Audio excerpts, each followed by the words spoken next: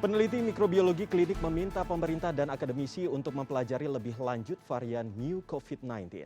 Varian ini dikhawatirkan berpotensi menetralkan antibodi vaksin COVID-19 meskipun penyebarannya tidak secepat dan seluas varian Delta. Peneliti mikrobiologi klinik Fakultas Kedokteran UGM, Ludang Pradipta menjelaskan setidaknya ada 3 pertimbangan WHO memasukkan Mu ke dalam varian of interest. Pertama, 40 negara telah melaporkan penemuan sebaran varian Mu meskipun pertama kali dilaporkan bulan Januari 2021. Alasan WHO yang kedua memasukkan Mu ke dalam varian of interest adalah terdapat letak atau lokasi mutasi yang dimiliki oleh varian of concern seperti Alpha, Beta, Gamma, dan Delta. Titik mutasi varian Mu tersebut seperti N501Y, D950N, dan P618IH yang dapat menjadi pintu masuk untuk dilakukan pengawasan dan diteliti lebih lanjut. Ludang menambahkan virus varian Mu dengan nama latin ataupun nama lain B1621 tersebut sejak ditemukan memang mudah terjadi mutasi. Karakter virus COVID-19 varian Mu tersebut mudah memperbanyak diri atau replikasi sehingga kemungkinan terjadi salah tulis atau typo di rantai asam amino atau bagian spike virus tersebut. Letak-letak mutasinya itu cukup unik dan dimiliki oleh varian of concern, walaupun sekarang kelasnya masih di varian of interest, itu dikhawatirkan punya atau diduga punya potensi untuk menetralkan antibodi pada saat mungkin entah itu dari vaksin atau antibodi yang ada di dalam tubuh kita. Nah ini yang kaitannya dengan kekebalan tubuh, sehingga perlu menjadi perhatian untuk diteliti maksud. Mutasi virus corona terus berkembang. Di tengah kekhawatiran terhadap varian Delta, Organisasi Kesehatan Dunia WHO kembali mencantumkan adanya varian baru. Salah satunya varian Mu atau B1621 dalam daftar varian of interest. Dan saat ini melalui sambungan Zoom sudah ada Profesor Herawati Sudoyo dari Lembaga Biologi Molekuler Eijkman. Selamat malam, Prof. Selamat malam, Mas Iqbal. Baik. Sehat selalu? Alhamdulillah sehat selalu. Begitu juga Profesor ya. Terima kasih. Baik, Prof. Ini Prof. Hera, bagaimana bisa ini varian demi varian baru terus muncul dan apa yang membuat varian Mu ini masuk dalam daftar varian of interest sehingga perlu dipantau terus? Saya kira kalau mengenai varian karena bermunculan itu adalah bukan sesuatu yang aneh ya, karena kita tahu virus kan bermutasi dan dia harus melakukan adaptasi untuk dapat mempertahankan eksistensinya. Jadi itu adalah sesuatu yang memang kita harus waspadai. Nah, kalau mengenai varian yang baru ini, kemudian ada ini sudah naik menjadi suatu varian yang interest, itu adalah menyatakan bahwa kita itu sudah harus bersiap, atau WHO sebenarnya memberikan warning kepada kita semua bahwa hati-hati dengan tipe varian ini. Karena yang namanya varian of interest itu sebenarnya bisa aja nantinya kemudian hilang atau dia menjadi varian of concern. Berarti itu menjadi sesuatu yang sangat mengkhawatirkan. Nah, seperti yang Mu tadi katakan bahwa dia kan adalah varian of interest. Ya, kita mesti waspada karena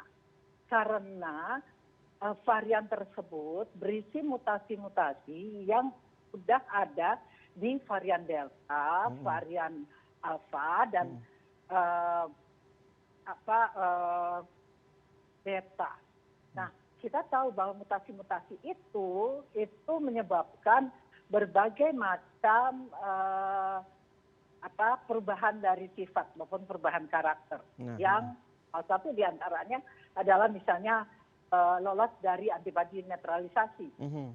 Gitu. Lalu apakah ini artinya bahwa yang seperti dikatakan WHO bahwa si varian ini akan ada kemungkinan bahwa dia akan kebal terhadap vaksin yang sudah diberikan. Lalu bagaimana kita mengatasi ya? Kita sudah mendapatkan vaksin, bahkan sudah 2 kali divaksin.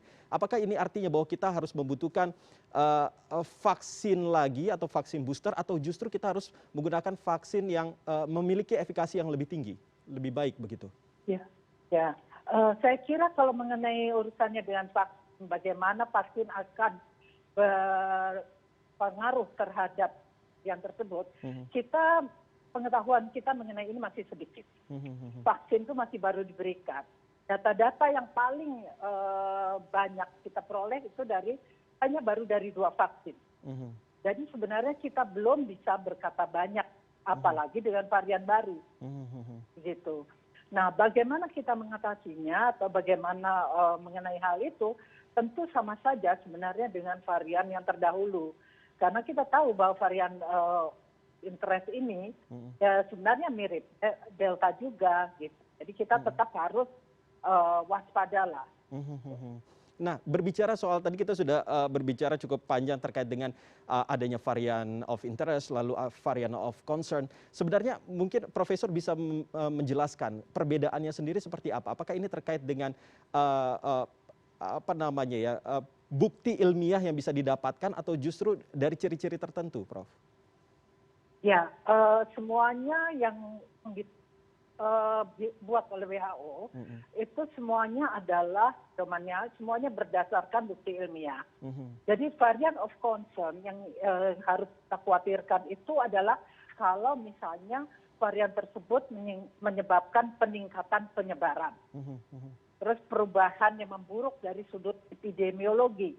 Tadi ya, transmisi makin cepat dan sebagainya. Kemudian dia peningkatan virulensi atau perubahan presentasi klinis. Kemudian dia penurunan efektivitas vaksin, antibodi netralisasi tadi, atau terhadap pemberian antibodi monoklonal. Itu jelas. Yang namanya varian of interest itu bila kita sudah berpikir jangan-jangan ini nanti atau bisa diprediksi akan ada apa tadi yang sudah dikemukakan untuk varian of concern. Jadi hati-hati loh ya, ini kita harus hati-hati dengan ini karena jangan sampai dia itu menjadi varian of concern. Itu satu tingkat di bawahnya varian of interest. Berarti itu berarti kita harus hati-hati betul dengan varian mu ini yang dikatakan sudah varian of interest begitu ya? Banyak, soalnya varian of interest itu banyak sekali ya. Ada beberapa.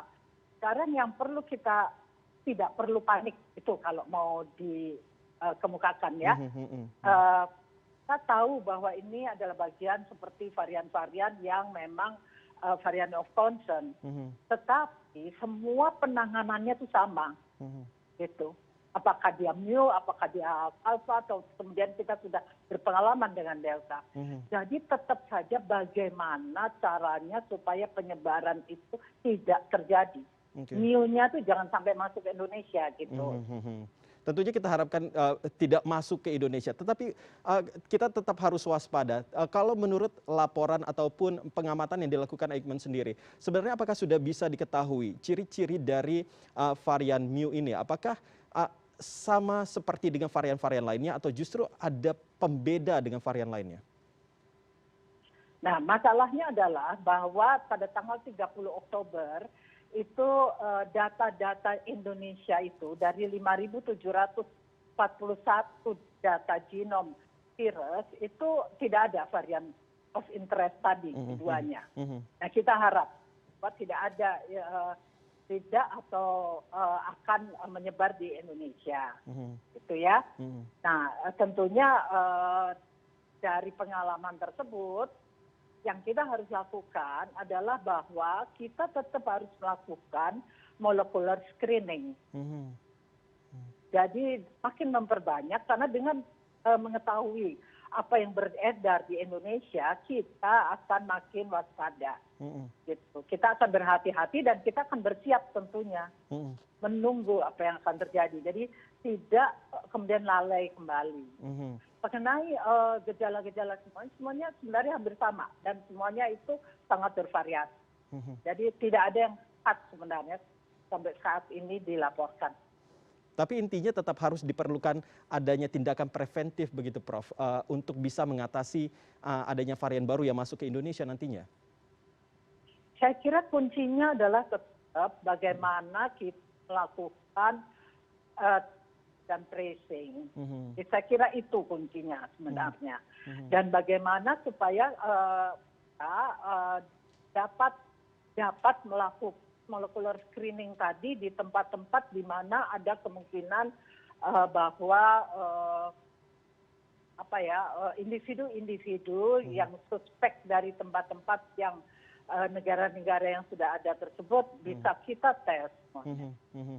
Nah, ini berbicara soal kita sekarang pembatasan sosial sudah sedikit dilonggarkan begitu. Nah, sebenarnya apakah ada masukan dari Prof. Hera terkait dengan apa yang sudah dilakukan oleh pemerintah dan mengingat bahwa sejumlah negara kembali ada gelombang ketiga seperti Amerika Serikat dan lain sebagainya. Apakah kita patut untuk bisa mengatasi hal ini?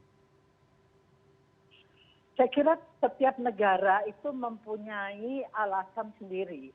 Masing-masing melakukan mitigasi di negaranya dan masing-masing juga mempunyai ketentuan dan keputusan untuk negaranya sendiri. Okay. Tetapi yang saya tahu bahwa yang harus kita lakukan tetap itu adalah sekarang ini protokol kesehatan. Kan kita sendiri masih melihat bagaimana tidak semuanya, tidak 100% orang itu menuruti atau mentaati protokol kesehatan. Dan kita juga seharusnya saya tahu bahwa sekarang ini semua vaksinasi sedang dijalankan, kita juga belum mencapai presentasi yang diinginkan. Jadi tetap saja kan prokes harus dilakukan, 3T tetap jalan. Saya kira kita tidak akan berubah dari situ sementara ini. Oke, baik Prof. Tentunya kita sama-sama berharap agar virus baru atau varian baru itu tidak masuk ke Indonesia dan kita tetap menerapkan protokol kesehatan walaupun saat ini sudah mulai sedikit dilonggarkan oleh pemerintah. Terima kasih Profesor Hera sudah bergabung bersama kami dan selamat malam. Selamat malam. Dan CNN Indonesia lawan COVID segera kembali. Tetaplah bersama kami.